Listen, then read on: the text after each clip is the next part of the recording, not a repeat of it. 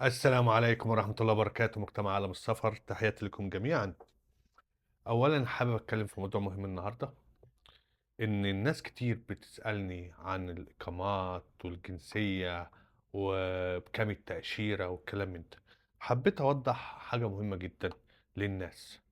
أولًا الإقامة سواء زواج أو إقامة مولود أو إقامة لجوء، فدي كلّها فيها ليها مسارات قانونية لازمًا تمشي فيها، تمام؟ وكمان حاجة، الناس اللي بتيجي تاخد الجنسية على الزواج أو على مولود وياخدوا الجواز اللي زي ده ويمشوا، فاوعى تظن نَفْسك اللي أنت ما بيتراجعش أوراقك تاني لو مرّت سنين، تمام؟ أنا أعرف واحد صاحبي كان واخد الجنسية على زواج ومفتوح له الملف بتاعه من سنة 2024 ولحد هلّا التحقيقات بيراجعوا الملفات بتاعة التجنُّس كلّها، سواء لجوء أو زواج أو مولود، فما تظنش إن أنت تيجي تاخد الجواز وهتمشي والبوليس ساكت، لأ البوليس بيراجع ورقك تاني، ولو لقى اللي أنت جيت خدت الجواز على مولود ومشيت طالما خدت الجنسية بيراجع الأوراق دي كلّها وممكن يسحب الجنسية، مش هو اللي يسحب الجنسية، ممكن يودّي التقرير والمحكمة هي اللي تحكم بسحب الجنسية، فلازمًا عشان تاخد إقامة لها مسار قانوني، عشان تاخد الجنسية لها مسار قانوني، عشان تاخد التأشيرة لازمًا لها مسار قانوني، تمام؟ وإن شاء الله هاعمل لكم حلقة عن حكاية صديقي ده، إيه اللي حصل معاه، انتظروني في الفيديو الجاي. ولكن دلوقتي يعني عالم السفر بتقدم خدمات لوجستية متكاملة قانونية، تمام؟ ما فيش حد يقول لي التأشيرة بكام، أنا شغلي معاك باراجع ملفك، باعمل لك دعوات سياحية وتجارية ودعوة عمل، تمام؟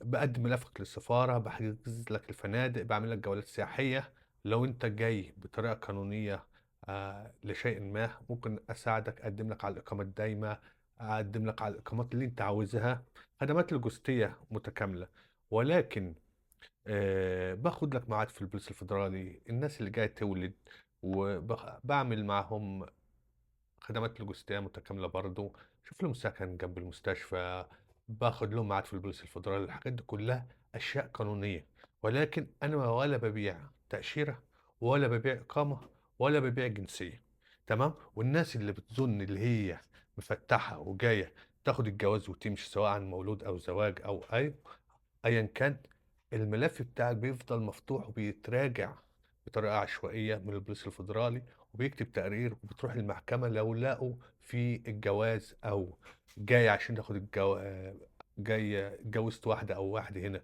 وخدت الجنسية ومشيت، البوليس الفيدرالي بيراجع ورقك كله تاني، وبيفتح تحقيق تاني، والتحقيقات دي كلها بتروح المحكمة لو شكوا أو ظنوا إن أنت جيت عشان خاطر الباسبور ده وبس، تمام؟ الناس اللي جاية تولد وتمشي برضه بيفتح تحقيق يشوفك أنت قعدت كام سنة بعد الولادة، خدت الجنسية بعد السنة بعد ما أنت ولدت زوجتك ولدت أو أنتِ ولدتِ، خدت الجنسية بعدها بسنة ونُص وخدت بعضك ومشيتِ وما رجعتيش البرازيل تاني، ده كله بيتراجع، ده كله بيتكتب في تقرير وبيروح المحكمة والقرار من المحكمة اللي هو يسحب الجنسية أو لأ، وده كلها البوليس الفيدرالي ما بيسكتش، مش معنى إن أنت خدت الجواز ومشيت اللي أنت في أمان، لأ، ممكن تسحب الجنسية بتاعتك، تمام؟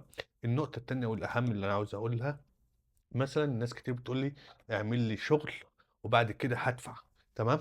آدي ناس أنا عملت لهم شغل، بُص الختم أهوّة، الختم أهوّة، تمام؟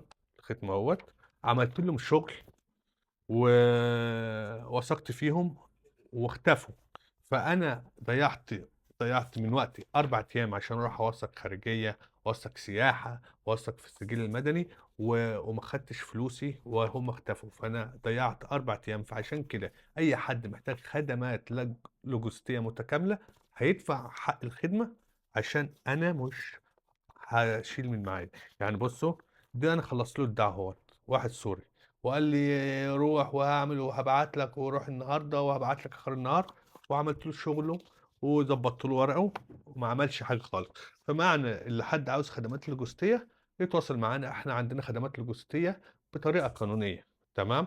فأي حد محتاج خدمات لوجستية يتواصل معايا. عالم السفر سكة أمان شفافية. واستنظروني الفيديو الجاي هاحكي لكم إيه اللي حصل مع صديقي اللي خد الجنسية واتفتح تحقيق. هو واخد الجنسية من 2023 واتفتح التحقيق 2026. يعني بعد 3 سنين البوليس الفيدرالي ما بيهداش، بيدور في كل ملفات التجنس. عشان تكونوا عارفين، اللي بيفكر اللي هو جاي ياخد الباسبور ويمشي ينسى.